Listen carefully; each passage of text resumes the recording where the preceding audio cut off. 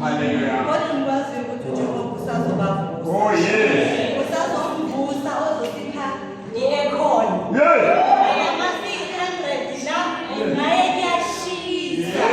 uJehova uzobaveza and azobaveza uzobaveza even nalapho. Angeke balokhu bangena njalo. uNkulunkulu angazibonakalisi. uJehova njalo bazalwane.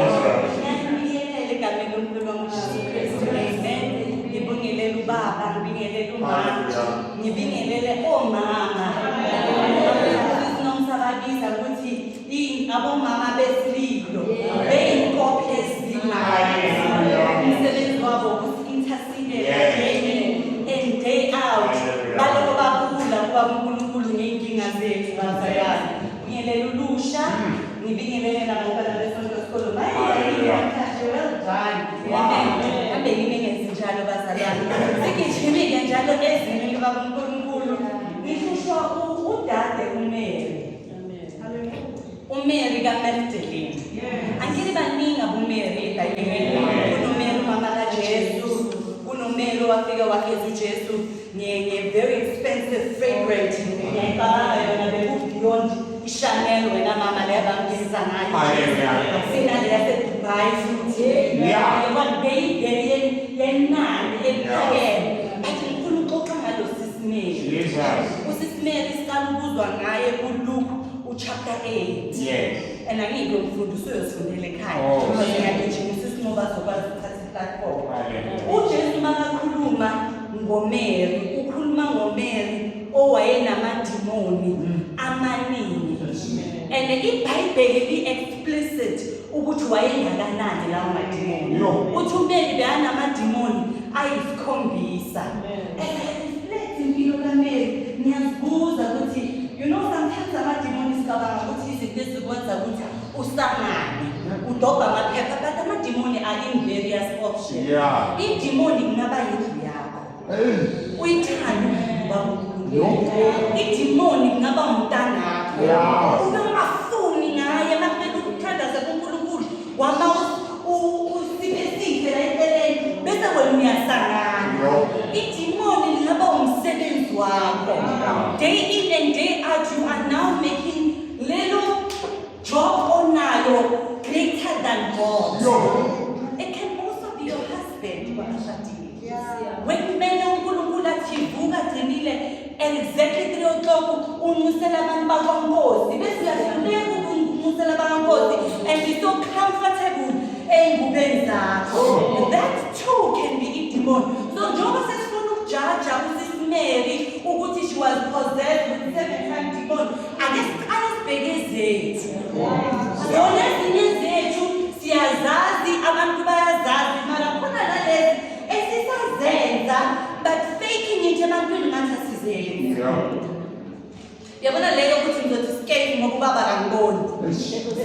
Skate ngoba ubaba kangiboni. Kodwa umoya wengcwele uyabona. Inkinga ukuthi umoya wengcwele uyabona. Ngophinga umoya wengcwele uyabona. Sale singaphilelini ke bazalwane ukuphilela abantu bese siphilela usimakade. Ukwenza kwahle kwethu akusingo ukuthi ngoba ngifuna ungamkhosana ngibone olibona ugokumata ngibone but ubaba uNkulunkulu angibone. Senzela lokho ezishilelayo. Mawuqhubeka ke no-Auntie Mary, uMary njengoba anazo ithi she was one of the women that were very instrumental evangeli kaThixo. Itulo uMary. Ngoba uMary bebayenza sure ukuthi ivangeli lakaNkulunkulu liyahamba. Isikwa nasidingeka oMary bebavuka benza sure ukuthi ivangeli kaThixo liyahamba. Abomama bamanje abasebenzi ivangeli lakaThixo ukuthi lihambe. And even Donyathela ngiyaxolisa. Ayikwazi ukuthi izoshoda something ebandleni ukuthi ikhambise ivangeli kaThixo abomama bakhona bangaye esikhwameni ukoyenza umsebenzi kaThixo. Basalana the difference ukuthi uNkulunkulu mangakuba kuhlatshwa i-10,000 apho ugcinile i-10,000 mina kimi multiply. Ine-tendency yokuthi emangiyibamba iyenzeke kangconywana than eyakhe. Cause uNkulunkulu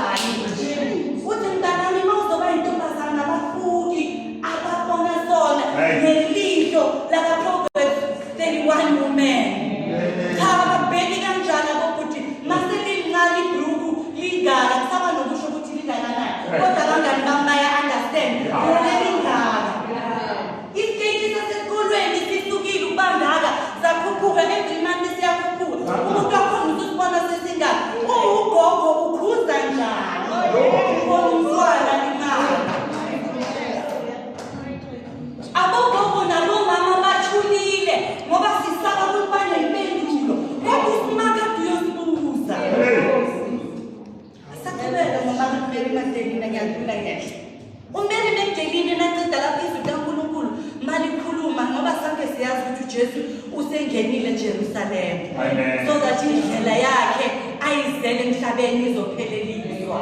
Must understand abayenza kangcono kwase-Roman Catholic bamcelebrate-ile ke u-Ash Wednesdays. Yenzeka bazalwane siya-understand ukuthi zizoba khona zokubonisa ukuthi ungenile. You know the funniest thing sisinobi ukuthi makangena even abangani nabantu bekabaphilisa bebambiza uHosana.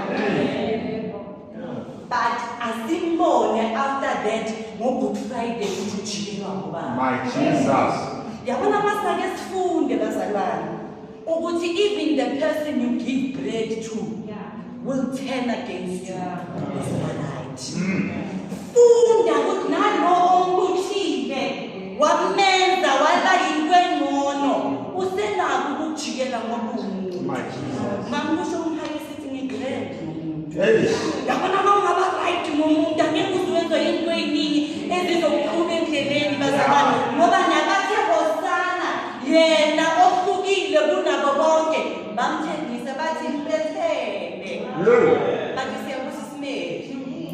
Usisimeli mawuqeda ukukhuluma ngaye bazalwane ithi ngaNkulunkulu uJesu nakavuka the first person akhuluma naye uMary Magdalene.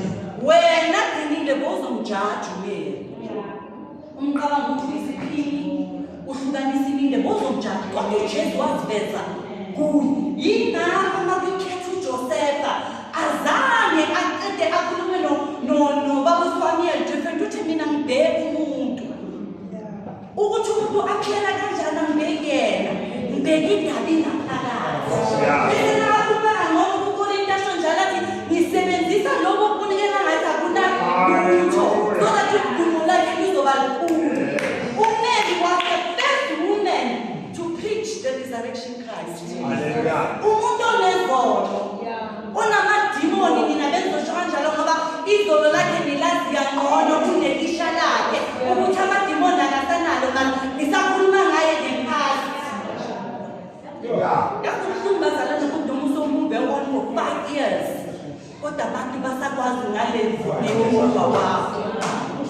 I don't know why abantu mabadrayiva babadrayiva nge-rear mirror bangadrayivi ngalesipili esikhulu esiphambili. Asinome phakathi ukuthi ngenzeni izolo ayisekho yakho nawe mina noNkulunkulu sesindlulile. Uthi omunye ubhuti makakhuluma ngena ukuthi yazi into emnandi ngokudlala ngiyabuyela kumina sindlula la. Uthi into emnandi ngokudrayiva ukuthi all the time siyaphambili. I don't know who I divert. Mara siyaphambili phayisi. Nasiyaphambili into ebuhlungu woyenza sure ukuthi emuva. Makumele ureverse awuveseli phezu kwabanye abantu. Sincane singaka. But possibility ukuthi ureversele ebantwini. It's because inhliziyo zethu ziloko ziyagaya nento esiloko sisiyemuva. Move one step forward bese move one step backward and now sezizwe abantu. Bayakhumbuza bese nawe uhlala lapho uqonje bathi mina beke nje usundlulile bathi kumele usimele.